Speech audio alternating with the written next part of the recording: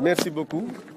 Donc aujourd'hui, nous sommes rassemblés ici à Morolan, dans la coopérative agricole de Morolan, pour une cérémonie de remise d'aliments de bétail que le conseil municipal a bien accordé aux éleveurs de Morolan. Nous avons constaté qu'il y a eu un déficit pluviométrique l'hivernage passé et actuellement le pâturage est devenu rare. C'est pourquoi donc en concertation avec les éleveurs, le bureau des éleveurs particulièrement, nous avons décidé d'acquérir 20 tonnes d'aliments de bétail donc pour renforcer l'alimentation des bovins surtout, mais et de l'autre bétail aussi, mais surtout des bovins.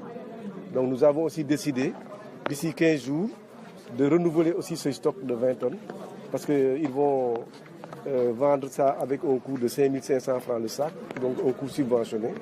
Et je pense des 5 000 francs qui vont être assemblés et déposés dans un compte. D'ici 15 jours, on va augmenter ce montant et aller acheter encore 20 autres tonnes pour les éleveurs. Nous souhaitons en tout cas que le bétail ne soit pas, de Morolan ne soit pas fatigué d'ici l'hivernage parce que nous sommes en période de soudure pour le bétail surtout les bovins.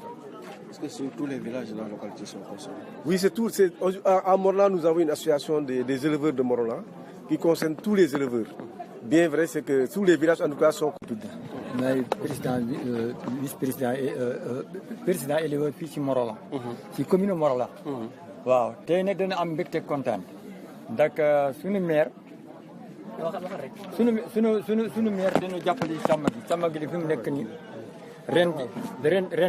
ren ji dafa taw bi amul fi solo ndax presque taw fi sax au mois jur gi léegi ba loolu bi jotee rek léegi ñax mi nekk yëpp dafa ruus mu dem nay amatuñu dara kana dimbali yàlla rek waaw ma ànd ak sama benn xarit mooy Mbaye Thiam man xam ne ma toppa ci man mooy suma vice président ñu ñëw ci maire ñu ne maire kat dana am njàkk ak jaaxle ndax jur gi fi mu nekk nii gis na ne yaa ngi jàppale ñëpp ngay jàppale ba des éleveurs yi léegi ñun bëgg léegi ni ñun tam nga jàppale nu jur gi ñun tam ñu gis ci suñu bopp mu ne mu ne waaw mu ne kon nag soobee yàlla dinaa leen jàppale léegi ne wax dëgg yàlla jàppale nañu ndax jëndal nañu 20 tonnes repas saako bi ci nekk mu ngi jar de 7000 ci usine ba su ñëwee mu ngi fi jar fii 8000 mu léegi mu may nu léegi 1500 yi mu ne ngeen jënd ak saako 5500 wax dëgg yàlla ndimbal mënul passé foofu te nee nañu su jeexee fee 15 jours dina indiwaat 20 tonnes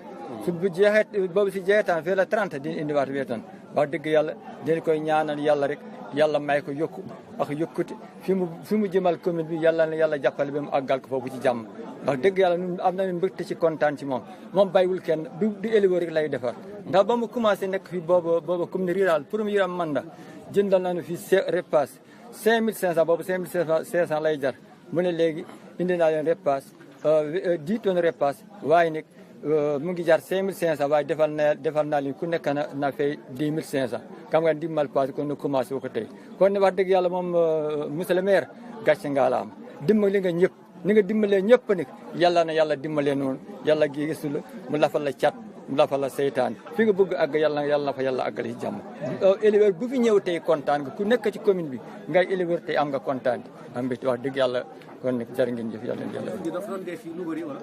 jur gi doon na dee fii. jur gi da doon dee amuñu dara lu ñu lekk nit yi itam niratuñu dara ñu ngi doppa yor saret ñu yor saret ñu ngi yor saret di dow guddi bëccëg ñi amul saret ñu ngi yéen seen bopp ñeneen ñi am xaalis ñu ngi looy ay oto di wuti ñax di defu leen waaye alhamdulilah rabbil alamin jàppal nañu ci loolu yëpp sant nañu yàlla sant nañu. Oui, je m'appelle Nari Diop, je suis le chef service départemental de l'élevage de Tivaouane. Est-ce qu'on peut avoir une idée du système que vous allez mettre en place pour aider les éleveurs de la localité? D'abord, nous sommes venus sur invitation de M. le maire pour assister à cette cérémonie de réception de 20 tonnes d'aliments qu'il a octroyé aux éleveurs de la commune de Morolan. Donc, j'avoue vraiment que c'est un acte très fort et également exemplaire. Parce que depuis que moi je suis à la tête de ce département dans le domaine de l'élevage, donc la collaboration avec le monsieur le maire s'accentue davantage. Il fait beaucoup de choses pour les éleveurs. Je peux en citer un exemple. Il n'y a même pas un mois, on a réceptionné un parc à vaccination. Donc il a pu mettre à la disposition donc, des éleveurs. Mais cet axe également, c'est un acte très fort parce qu'il s'agit donc de l'alimentation. Parce que la première contrainte de l'élevage au Sénégal, c'est l'alimentation.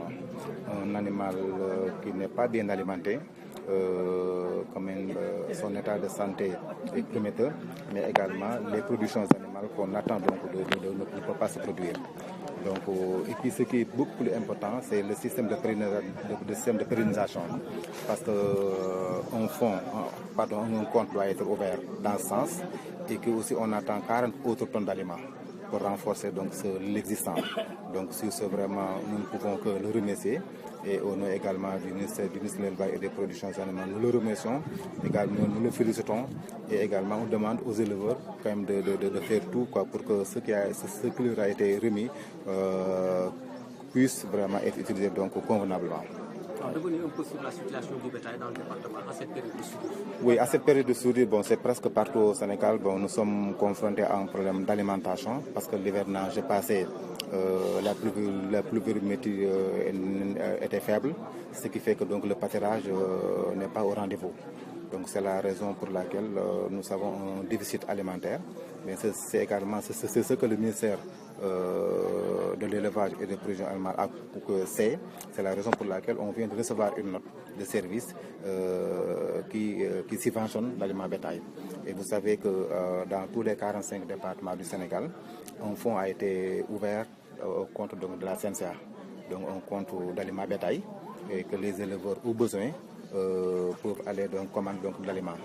Donc dans cette commune de Morolan, si à côté de ça, le maire donc, vient de leur octroyer 20 tonnes et on attend également 40 tonnes, vraiment on peut le remercier, également le féliciter. Donc dans ces dañ leen di gërëm éleveurs yi mais gërëm aussi inspecteur bi xam ne ñëwoon na tey teewee li fiy xew ñun fii dañ fi ñëwoon tey pour jox maanaam éleveurs yi maanaam sàmmkat yi ñu jox leen ñaari fukki tonnes repas mu xam ni conseil municipal du Morolan moo dogal pour jëndal leen ko ndax fu mu nekk nii jur gi dafa commencé di sonn ci wàllu lekk parce que daaw yàlla def na taw bi demeewul noonu moo tax fu mu nekk nii ñax amul ci àll ba maanaam moo tax ñu jël dogal pour jàppale donc éleveurs yi pour que nag yi bañ a sonn fii ak nawet am nañu yaakaar ni bii bu jeexee fii ak fukki fan ak juróom dinañu indaat encore yeneen ñaari fukki tonnes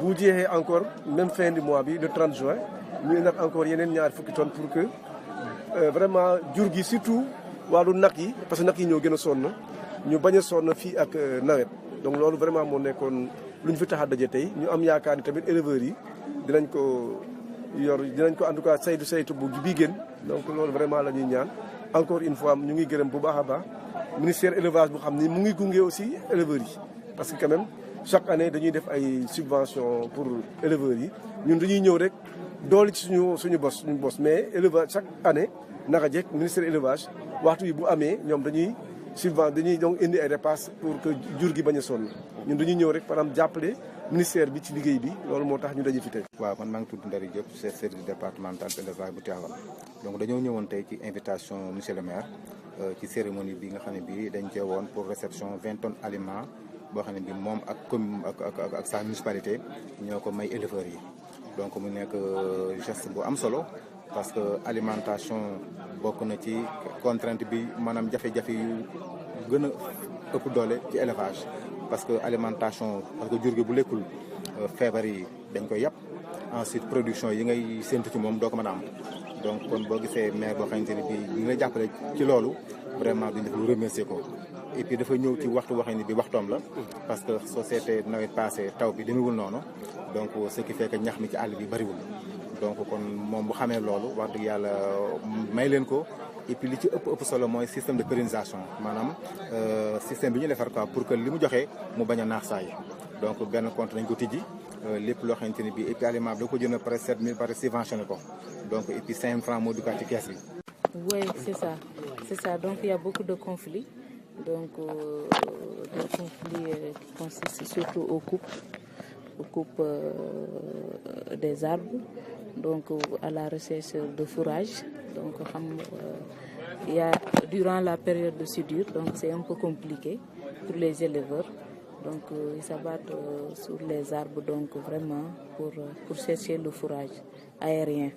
Et donc c'est des conflits avec les agriculteurs parce que les arbres se trouvent au niveau des champs des agriculteurs et là ils partent pour émonder, faire des élagages abusifs et des coupes illicites sans pour autant avoir donc l'autorisation donc du service des eaux et forêts.